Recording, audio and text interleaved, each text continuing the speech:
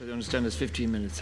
Thank you, Alaska Corla, and with your permission, I'd like to share my time with Deputy Simon Harris, Eamon Maloney and Patrick O'Donovan, please. And Minister Quinn has asked me to apologise for his absence from the debate tonight. The Minister is in Chicago as part of efforts to increase international student numbers in Ireland in line with commitments made in the programme for government.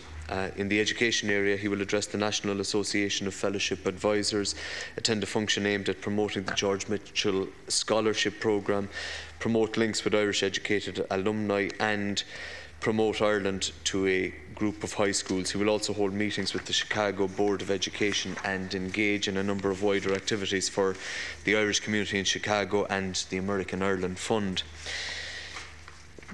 Lascian Corla, this evening's debate provides an opportunity to clarify some of the confusion evident in some of the public comment regarding the provision of supports for children with special educational needs. It also provides me with an opportunity to reassure all parents of children with special educational needs that their children will continue to have access to an education appropriate to those needs. It is important to note that 15% of the entire budget of the Department of Education and Skills, and that's 1.3 billion, will be spent in support of children with special educational needs this year. This provision is in line with expenditure in 2010 and shows that despite the current economic difficulties, funding for special education has not been cut. This government is committed to the protection of frontline services for pupils with special educational needs. This year we will fund approximately 9,950 resource and learning support teachers in our schools. This represents an increase of 350 over last year. Additionally, we have protected staffing levels in special schools and special classes attached to mainstream schools. Over 1,000 teachers are in place in special schools. The average pupil-teacher ratio in special schools nationally is 5.6 to 1. Also, 500 special classes will be in place in mainstream primary and post-primary schools. All sides of the House will recognise that it is necessary to ensure that educational services are delivered within the limits of the resources available. Within these limits, however, the government will prioritise and support special educational services. The government will not, however, revisit the previous government's decision to place a cap on the number of posts available under the Special Needs Assistance Scheme. There are, listen to what I said, Deputy Hallahan, with all due respect. Okay, Deputy Healy, bear with me, okay, and forgive me, Deputy Hallahan, through the chair. It's the Munster intonation. There are 10,575 SNA posts available nationally for the coming year to support eligible children. Unlike other areas of the public sector, SNA vacancies are being filled up to this number. In 2001, there were 2,988 SNAs employed at a cost of 33.7 million. By 2010, this had risen to 10,543 at a cost of 340 million. And as Deputy McGrath is interjecting, you know, I think it should be noted for the record that Deputy McGrath was a member of the Fianna Fáil government that implemented a lot of the decisions that were made that results in the detrimental position that this economy and this society finds itself in. And he's the classical Taig an dá Have and the classical ex-Fianna Fáil revisionist who jumped ship when it was politically expedient for him to do so, and I think that should be put on the record of the House. Please, and the Minister, the Minister speaks to the motion as well. There are over 20,000 adults, including SNAs and resource learning support teachers in our schools to support children with special educational needs. Each year my department makes detailed plans taking account of population growth for future allocations of resources across all areas of education, including special education. In this context, deputies may wish to know that the pupil population to SNA ratio has reduced from 252 to 1 in 2001 to 78 to 1 in 2010. By any standard, the development and growth of the SNA programme has been remarkable. I wish to stress that with equitable and careful management and distribution of these resources, it is considered that there should be sufficient posts to provide access to SNA support for all children who require such care support to attend school. Deputies will be aware of the recent value for money and policy review of the SNA scheme. The review has found that the scheme is supporting schools in meeting the needs of eligible students, and that the scheme has assisted as many students as possible to be included in mainstream schools. However, the review also points to a possible over-allocation of SNAs in schools, of which 10% are in special schools and up to 27% in mainstream schools. The decision to introduce a cap on overall SNA numbers means that all SNA posts will now be subject to annual review, and there will be ongoing monitoring of overall SNA numbers throughout the year in accordance with the recommendations of that review. This will facilitate the allocation of SNA support in the most fair and equitable way. The review has also concluded that the SNA scheme has moved away from the objectives of the scheme originally envisaged. And I note Deputy Daly's points on that, but if you're going to have teaching assistants, then you have to have a teaching assistant scheme. It's either an SNA scheme or it's a teaching assistant scheme. But I do take on board the points that Deputy Daly has made, and I think she makes them. I think it's a very genuine case. But the review has also concluded that the SNA scheme has moved away from the objectives of the scheme originally envisaged, which has to provide for children's care needs in an educational setting, and has moved towards SNA involvement in behavioural, therapeutic, pedagogical and administrative duties. The review concludes that this may stem from a lack of understanding of the role of the SNA, which has led to inefficiencies in the system.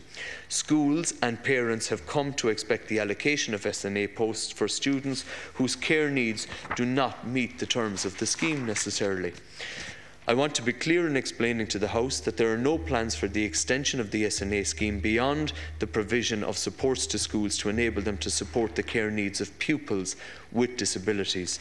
The value for money and policy review is very clear in this respect when it states the crucial importance of communicating the purpose of the SNA scheme in order to ensure that the care role envisaged for the SNA is understood by schools, professionals and parents, and that SNAs are not used to supplement teaching or as therapeutic support for students.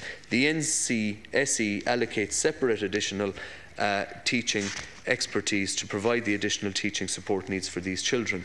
I want to be clear on some key issues regarding the SNA scheme. SNAs are being allocated on the basis of priority criteria and in a consistent manner. The NCSE will use its professional judgment in this regard. Some of the priority criteria which apply are ensuring that the minimum SNA to special class ratio is maintained in both special schools and special classes, ensuring that schools which have enrolled children with the most significant special care needs are supported to meet those needs, ensuring the provision of support for children with incontinence issues, ensuring that the full day cover provision is not reduced below a full day. In order to ensure that the allocation of SNAs for the 2011-2012 school year was managed in a prudent and responsible manner, the NCSE, in consultation with the department, has decided to retain some 475 of the 10,575 SNA posts in order that they are available to be allocated over the remainder of the school year. This will ensure that the NCSE retains the capacity to meet urgent cases as they arise over the school year, while also ensuring that the overall number of SNA posts allocated will remain within the cap number of 10,575. The reserve posts will be prioritised to address appeals and emergency cases, acquired injuries and new assessments during the school year, new entrants to schools, reconsideration of allocation levels for schools where interventions have been unsuccessful. On appeals, a process will be in place in the new school year to review allocation decisions to ensure that correct procedures were followed and that they comply with the department's policy. I understand that the NCSE will communicate this to schools early in the new school year. Schools, for their part, must demonstrate that they have made every effort to manage their allocation of SNA posts to best effect. On resource teaching, in 2010, the Department provided 9,600 posts for learning support and resource teaching. It is intended to provide 9,950 learning support and resource teaching posts in 2011-2012 school year, an increase of 350. This is an historically high level of provision. It has been calculated that, based on the number of applications received to date for resource teaching support by the National Council for Special Education, an allocation of 90% of the identified resource teaching allocations can be made to schools in the first instance to provide schools with the majority of their allocation, while also preserving enough capacity to ensure that the Department can provide for late or emergency applications while remaining within ECF obligations. I wish to clarify for the House that 4,538 posts, which are available in mainstream primary schools under the general allocation model of additional teaching support, are not affected by the 90% measure. The effect of a 90% allocation of resource teaching support means a reduction of 6 minutes per hour of resource teaching allocated. Schools can make up additional time through grouping of children, doubling of children, and by more effective management of teaching time.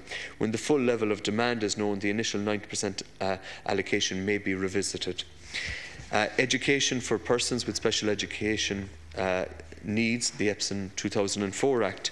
Deputies are aware that a number of sections in EPSN have been commenced, principally those establishing the NCSE and those promoting an inclusive approach to the education of children with special educational needs.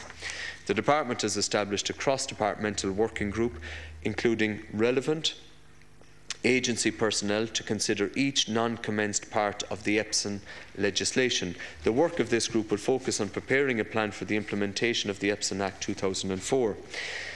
NEPS. This government continues to ensure that all primary and post-primary schools currently have access to psychological assessments. We have committed to reverse the cap placed on the number of psychologists employed by NEPS. The issue of recruiting more psychologists will be kept under review in the context of the overall ECF in the public sector. School transport. I want to advise the House that there are no changes proposed to the provision of school transport services, including escorts, for eligible children with special educational needs. At present, my department also provides a direct grant of some 500 parents to support their own school transport costs. The grant has been reviewed, and from the start of the coming year, the grant will be based on civil service mileage rates. To conclude, Alaska and Corla, in the face of economic turmoil, this government has prioritised the provision of supports for pupils with special educational needs, as well as teachers and SNAs. We will continue to provide assistive technology, specialist equipment, adapted school buildings and special school transport arrangements. We will protect frontline education services as best as possible and within the resources that we have to work with. However, it must be done within the context of bringing our overall public expenditure back into line with what we can afford as a country. All areas of government will have to manage on a reduced level of resources. The challenge will be to ensure that the resources that can be provided are used to maximum effect to achieve the best possible outcome for pupils. I commend the government's motion to the House. Thank you.